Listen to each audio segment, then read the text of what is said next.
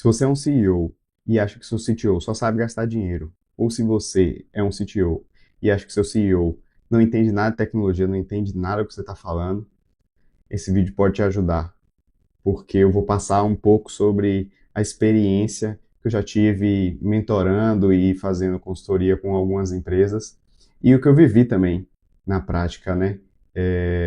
Na minha própria experiência quando eu fui CTO. Para quem não me conhece, eu sou Rafael de Oliveira, já tive dos dois lados dessa mesa. Como founder e CTO, eu tive a oportunidade de aprender na prática um pouco como é que é essa questão da grande falha, né, entre CEO e CTO, que acaba destruindo empresas. E hoje eu atuo na parte do grupo de controle da minha companhia, próximo do conselho, e ajudo também dando algumas mentorias, algumas conversas, consultoria em algumas empresas sobre esse ponto. Um dos pontos que eu toco, que é esse. E o que que é essa falha entre CEO e CTO que destrói empresas? Não é técnica, não é estratégica, é linguística, é comunicação. Me permita, meus amigos linguísticos aqui, de eu ter usado a palavra linguística, mas é uma questão de linguagem mesmo, de comunicação, né? É daí que vem o conflito. E qual que é esse conflito? Vamos pegar um exemplo real aqui. Um CEO estava discutindo com o CTO sobre uma oportunidade de trabalhar com AI, e aí já está usando, sei lá, AI, Gen AI há 6 meses, um ano, e o CEO pergunta, qual que é o ROI, né? Qual que é o retorno do investimento que a gente teve em IA até agora? E independente de onde está usando, vamos dizer que está usando em alguma coisa da aplicação em si, e o CTO responde de maneira bem técnica, a gente reduziu a latência em 40%.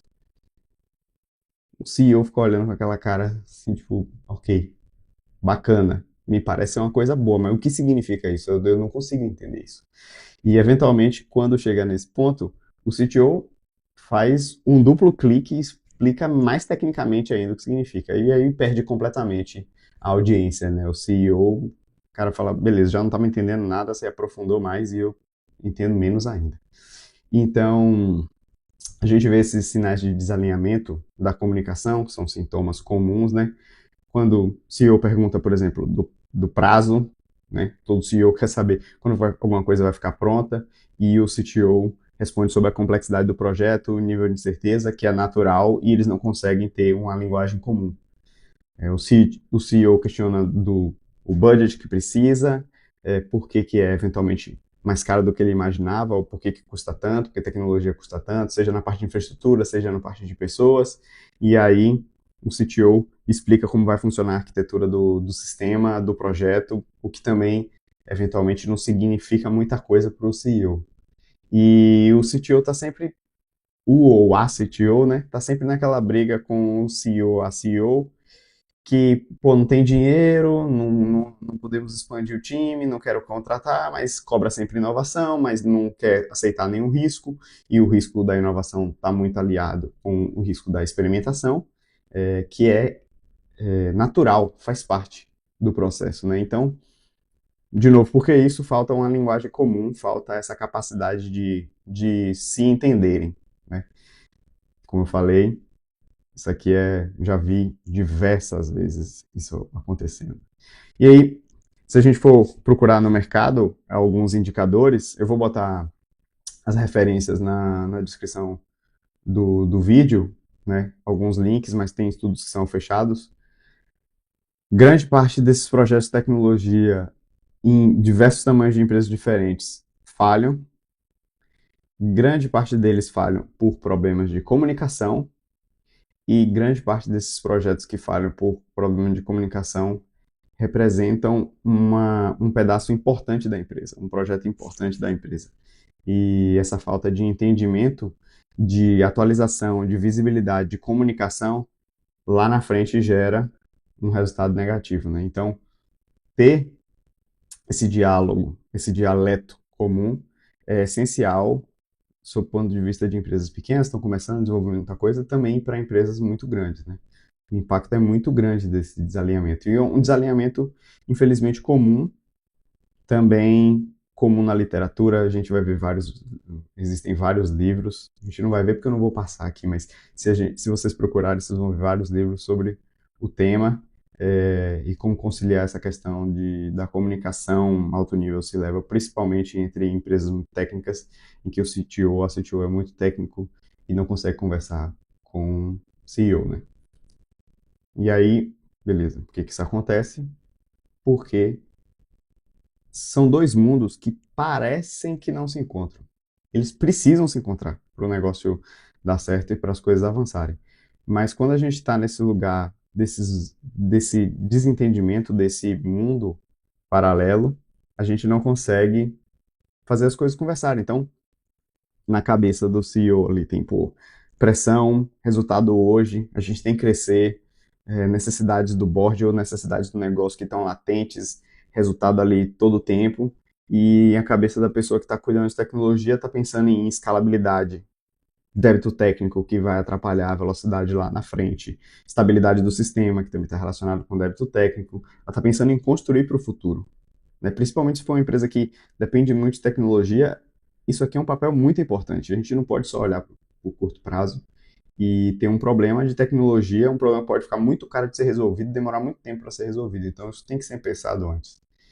E aí parece que, pô, a pessoa de tecnologia não está se importando com o dia a dia agora, a urgência da coisa do agora, do resultado agora, e a pessoa que está no comando completo da companhia, né, na posição executiva ali de CEO, tá não tá enxergando, tem uma visão lá na frente, uma visão de futuro lá na frente, mas é uma visão de como chegar lá e o meio do caminho, sob o ponto de vista técnico, ela não tem e ela não constrói espaço na cabeça dela para poder essa visão aparecer também, né? E a gente conseguir tangibilizar o que é resultado hoje, para onde a gente quer chegar daqui a 5 anos, os 72 mil produtos que a gente quer lançar, os 37 novos mercados que a gente quer entrar e os 23 canais novos que a gente quer lançar. Então, essas coisas elas têm que se conversar. Elas não podem ficar completamente distintas, né?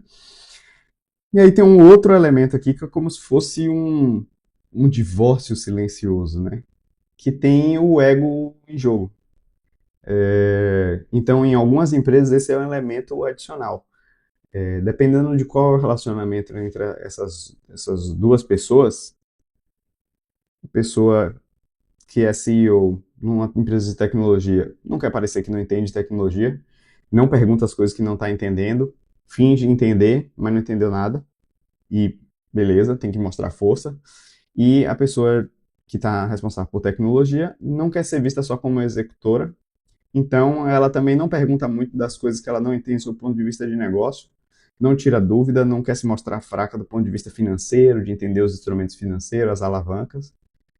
E esses dois lados não se conversam, né? Porque eles estão tentando proteger ali a carreira deles no limite, e aí essas duas pessoas não conseguem criar o espaço para poder desfazer esse, esse imbróglio, né? Esse nó.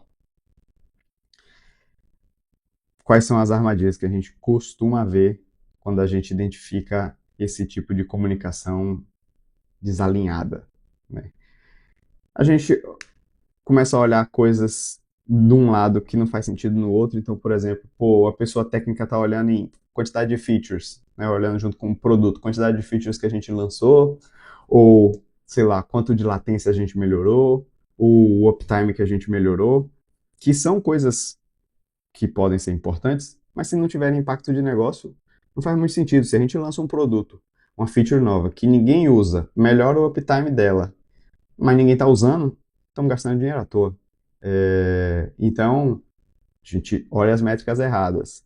Além disso, o budget, se é caro ou se é barato, ele não tem uma tradução do impacto financeiro daquele investimento, né? E aí fica nessa discussão de que é caro, é que é barato, ou que quantos por cento a gente pode investir em tecnologia na empresa, qual é o benchmark do negócio. Eu já trabalhei com um cliente que tentava fazer esse racional. Eu peguei algumas empresas do mercado público, empresas abertas, de capital aberto, né? E eu vi que elas gastam tantos por cento em equipe de tecnologia. Na minha visão, não faz muito sentido fazer uma média disso, né? Primeiro porque tem que saber qual que é o desvio padrão que tem aí dentro e tem que saber cada fase. Pô, tem uma empresa que talvez esteja gastando 5, 6 vezes mais do que aquilo porque está num momento de construir alguma coisa tecnológica ou de desenvolver alguma coisa do ponto de vista de produto ou por posicionamento da companhia ou por estratégia, por onde ela está. E tem empresas que talvez não faça sentido, né? Então, além de pegar uma média por si só, é um dado muito pobre, além tem que se comparar com comparáveis, né? E aí fica essa dinâmica. É caro, é barato? Tipo, depende, não se responde de maneira tão direta assim. Tem outros elementos que ajudam a entender essa resposta. E uma dor muito clara é o que é inovação, qual é o apetite para inovação. Então, inovação que não tem resultado prático de negócios, fazemos coisas novas que ninguém usa, ou CEO cobrando por inovação, mas não dá espaço para risco, então é uma inovação que já se imagina que vai fazer no próximo ano e que vai entregar uma receita de, sei lá, 30% a mais de receita, o negócio nunca foi testado, tipo, e já começam as projeções malucas, e aí a equipe de tecnologia vai tentar desenvolver essa nova funcionalidade, não entrega o resultado que precisava no início, porque tem um tempo de amadurecer e entender como aquilo vai funcionar, como os clientes vão entender. Começa essa pressão, a tecnologia não entrega o que precisa e começa a correria, de novo, por grande parte, falta de comunicação. Né? Então, um framework simples de trabalhar é as decisões técnicas devem ser traduzidas para o C-Level, tendo em vista impacto no P&L, impacto no cliente, eficiência e risco. No P&L aqui, se a gente for pensar, decisões que têm impacto no cliente e impacto na eficiência, naturalmente vão impactar o P&L. Só que é de uma maneira indireta, assim, não dá para ver tão claramente, assim, a gente vai aumentar o NPS, né? Eventualmente isso vai gerar um impacto de negócio, mas não é tão direto e tão rápido de se ver. Mesma coisa, eficiência, o time vai ficar eficiente. Não necessariamente você vai melhorar a margem, mas no curto prazo, mas no longo prazo talvez você comece a conseguir produzir e entregar mais coisas sem precisar aumentar o time e eventualmente isso vai levar uma melhoria de margem porque você vai ser capaz de gerar mais receita. Coisas do tipo, né? Então por isso que eu separei, mas o impacto no P&L basicamente é ver crescimento de receita ou diminuição de custo, né? E aí impacto no cliente, a gente pode ver NPS, a gente pode ver churn, e outras CSAT, métricas importantes do produto, como na empresa de produto. Impacto na eficiência é coisa que a gente acha que vai melhorar a nossa eficiência como um todo, seja em operações, seja em desenvolvimento de software ou qualquer outro processo importante dentro da companhia. E impacto no risco. O impacto no risco, normalmente é uma grande dor, porque muitas vezes, dependendo do cenário da companhia, do jeito que ela cresce, isso aqui fica um pouco para trás, né? Tipo, é difícil a gente priorizar as coisas que têm um impacto do risco, porque muitas vezes a gente não se preocupa com o risco e acha que o risco talvez nem seja um risco até que ele se materialize. E aí, quando ele se materializa, é tarde demais. Inclusive, eu não sei se vocês já passaram por algo parecido aí. Se tiverem passado, comentem sobre essa dificuldade de comunicação, especialmente na parte de risco, porque eu vejo muito comum isso acontecer. E durante a minha jornada eu fui aprendendo muito a visão sobre o risco, dado que eu ajudei a fundar uma companhia de seguros que precisa muito entender sobre risco institucional, não só o risco da carteira, né, que seria um risco de crédito, que nos seguros não é crédito, mas também os riscos do negócio como um todo e a conseguir medir isso e comunicar para o meu time, para os meus sócios, para o C-Level, para falar, pessoal, esse tipo de risco a gente não pode correr, a gente precisa atacar. E aí a conversa era, beleza, mas o que, que vai aumentar isso, a nossa receita? Vai diminuir o impacto no churn, coisa do tipo? Não, não vai. Mas a gente não pode correr um risco que pode, eventualmente, destruir a companhia, né? Como os riscos cibernéticos ou coisa do tipo, principalmente para uma seguradora, que é uma empresa que tem que passar confiança. Então, esse é um framework simples. E aí você pode perguntar para mim, beleza, Rafael, eu entendi, mas aí, como que eu meço de maneira clara melhoria de P&L, eficiência, cliente e risco. Pessoal, aí aqui é uma visão que você tem que ter uma maneira de comunicar isso que não necessariamente seja na vírgula, porque é muito difícil você ter uma medida 100% exata de qual que vai ser os impactos de todas essas coisas aqui. Você tem que ter um racional da iniciativa. Dependendo da maturidade da companhia, você vai estar num nível de detalhe diferente, mas você tem que conseguir comunicar bem onde você quer chegar de forma direcional, né? Então, você pode ir num nível de uma empresa mais madura e falar, o impacto no P&L é uma projeção de aumento de tanto de receita. E até botar o número lá, 5 milhões, 10 milhões, 3 milhões de reais, né? Ou você pode mostrar o caminho de por que aquilo você acredita que vai gerar um aumento de receita. Mas pelo menos você tangibiliza essas coisas e não fica simplesmente uma decisão técnica, uma mudança de arquitetura, um aumento de custo em alguma coisa que não dá para tangibilizar onde que a gente quer chegar, né? Então, muitas vezes está relacionado com a gente conseguir ter uma linguagem que ajude a deixar claro, como eu estou falando. Então, precisamos migrar para microserviços. Isso não significa muita coisa para muita gente. Por que isso é bom? Por que isso é importante? Não, porque na nossa arquitetura, na nossa estrutura que a gente está montando, migrar para microserviço permite a gente lançar 3 vezes mais rápido os próximos 2 produtos que a gente quer fazer. Por quê? Porque eu consigo dividir os times e aí eu consigo fazer com que os codebases não sejam afetados um por outro, enfim, qualquer que seja o racional técnico dessa migração para microserviços, né? E não estou falando que microserviços é uma coisa que necessariamente faz a gente lançar 3 vezes mais rápido. Isso é um exemplo, tá? Pode ser que microserviços atrapalhe mais que ajude, depende de cada caso. Ou, isso aqui vai demorar 6 meses de trabalho do time.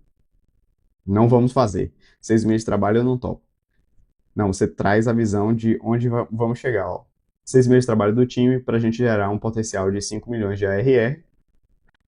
Junto com a nossa migração de microserviços, a gente vai lançar mais rápido e a gente acha que isso aqui é um ganho perene para a companhia e vai gerar resultados não só agora, como lá para frente. A gente vai pagar isso muito facilmente. Beleza. Pode ser que aí a resposta seja diferente. Entendi, vamos fazer. Entendi quais são os impactos. Então, como que a gente facilita essa comunicação? Não só sob o ponto de vista de ter uma linguagem que ajude, né, e transmitir o impacto de negócio, mas também eu acho que aproximar o CEO ou a CEO do CTO ou da CTO. Né? Infelizmente, tem equipes que trabalham juntas nesse nível de C-level e não se conversam. Só em fórum comum, né? Só um fórum semanal, sei lá, que conversa todo mundo. Principalmente se você tem um problema de comunicação, você sente, institui um ritual que seja 30 minutos por semana. Pode ser 1 hora a cada 15 dias. CEO, CTO conversam, cada um traz um pouco da visão das coisas que são mais sua responsabilidade, né? Então, CTO traz as visões de tech e tenta traduzir em negócio. O CEO compartilha as pressões do negócio e tenta comunicar isso junto com tech ali, e aí os trade-offs são alinhados, né? Inclusive, isso ajuda nessa criação dessa linguagem comum. Uma das coisas que eu fiz durante uma época que funcionou bem, no meu caso com o meu sócio, que era o CEO, eu usava essas sessões, a gente fazia de 1 hora, inicialmente de 1 em 1 semana, depois a gente passou quando foi ficando mais fácil, mas no momento que a gente percebeu que estava ficando difícil a comunicação, à medida que crescia as áreas, né, e os problemas do dia a dia tomavam conta, eu passava alguns materiais para ele ler, e quando ele não tinha tempo, ele lia durante a nossa conversa. E isso ajudava a ir educando ele sobre alguns problemas específicos de tecnologia e a importância de resolver eles em tempo hábil, né? Então, isso ajudou a trazer uma visão que ele não tinha, sob o ponto de vista técnico, e ajudou a gente a conseguir se falar também. Então, essa proximidade é importante, né? Ações práticas, além do que eu já sugeri do ritual e da comunicação, em vez de pensar, né, CEO, sempre no custo, vamos pensar em qual é o possível retorno. E aí ajude a pessoa que está responsável por tecnologia a costurar essa mensagem para poder ficar claro para você por que ela quer fazer aquilo. Aquele custo implica em quê, né? Além disso, tente entender a base técnica, tente pegar referências com o CTO de o que você poderia estudar, o que você poderia ler. Normalmente são artigos, não precisa passar livro nem nada, eu passava alguns artigos.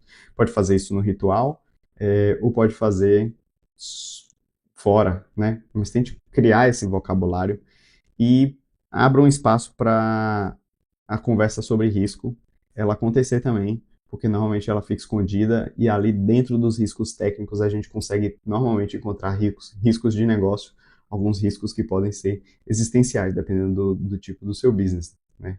Sofrer um ataque de dados ou sofrer um ataque, sei lá, se você guarda informação de cartão de crédito, se você é PCI compliant e toma um ataque desse. A gente viu alguns ataques aí recentemente do sistema financeiro brasileiro, e eventualmente pode ter havido uma conversa sobre segurança lá e não, a gente não foi atacado até hoje, então deixa para frente, né? E para quem está responsável por tecnologia, tente entender qual é o impacto no negócio, né? Tente traduzir isso de maneira clara. Você vai ter um sentimento de por que aquilo é importante. Tente articular isso de uma maneira que a pessoa do outro lado entenda. Use os elementos que ajudam a pessoa a entender, como a língua, o linguajar, né? O jargão, porque isso conecta de fato com os artefatos de negócio. E uma coisa que eu acho muito importante, quando vem propostas de coisas novas, como eu brinquei mais cedo, da gente lançar 72 mil produtos, 23 novos canais e sei lá mais quantas geografias a gente vai entrar, em vez de ter uma postura de barrar inicialmente, tente construir em conjunto, mostrando quais são os trade-offs. Então, em vez de você falar na cabeça, pô, não dá, porque vai ser uma confusão, eu preciso triplicar o time, a codebase não está pronto, não sei o que, você tenta, olha, é o seguinte, para a gente fazer isso, a gente precisa triplicar o time, para triplicar o time, a gente precisa gastar os próximos 3 meses fazendo recrutamento, ou 6 meses. Para isso, a gente vai ter que contratar uma agência que ajude a gente a fazer o recrutamento rápido, porque a gente não tem capacidade aqui dentro. Se a gente recrutar rápido, a gente possivelmente vai diluir a cultura, a gente vai misturar os times, vai perder velocidade dos times que já existem, não sei o quê. E você vai explicando e ajuda a pessoa a tomar a decisão. Inclusive, vocês podem tomar uma decisão em conjunto, falar, vamos fazer. O risco é absurdo, mas vamos fazer. Mas pelo menos é uma coisa que é levada para todo mundo. Então, mesmo que seja para dar o sim, é importante mostrar os trade-offs. E aí, um jeito bacana de perceber o quanto essas duas pessoas, esses dois lados precisam se falar, é fazer um teste rápido de alinhamento. Tipo, numa dessas conversas, quais são as coisas mais importantes? Eu botei aqui os próximos 6 meses, mas pode ser para os próximos 3 meses, os próximos 6 meses, né? 3 coisas para os próximos 3 meses, coisas para os próximos 6 meses. O que é mais importante para a gente? Se a gente não está conseguindo enxergar o mesmo lugar, isso já é um bom sinal de que falta alinhamento e precisa conversar melhor. Se eventualmente a gente consegue, pô, respondemos igual, a mesma coisa, está muito claro para onde a gente tem que ir, tenta ir mergulhando nesse exercício. Como a gente vai chegar lá? E aí, o que a gente está disponível para investir, para chegar lá? Ou quais são as priorizações que a gente quer fazer dentro desses temas? E isso ajuda a descobrir se a gente está falando uma linguagem comum, né? E é importante a gente chegar nesse elemento, porque se está na situação que a comunicação é difícil, que você vai para o trabalho todo dia e fala, meu Deus, não, eu não consigo entender o que o CEO ou a CEO quer, ou o outro lado, né? O CTO está sugerindo coisas que não fazem sentido nenhum, e vocês estão lá discutindo sobre o budget, se vai ter ou não vai ter, o que vai fazer na próxima sprint. Eu já vi CEO entrando no detalhe do dia a dia técnico para poder ajudar a priorizar as coisas, porque está perdendo a confiança, não sabe exatamente se a pessoa está olhando para o lugar certo. Enquanto vocês não se comunicam direito, um acaba fazendo o trabalho do outro e sem querer pisando no pé do outro, a concorrência está alinhada, está comendo o seu mercado, né?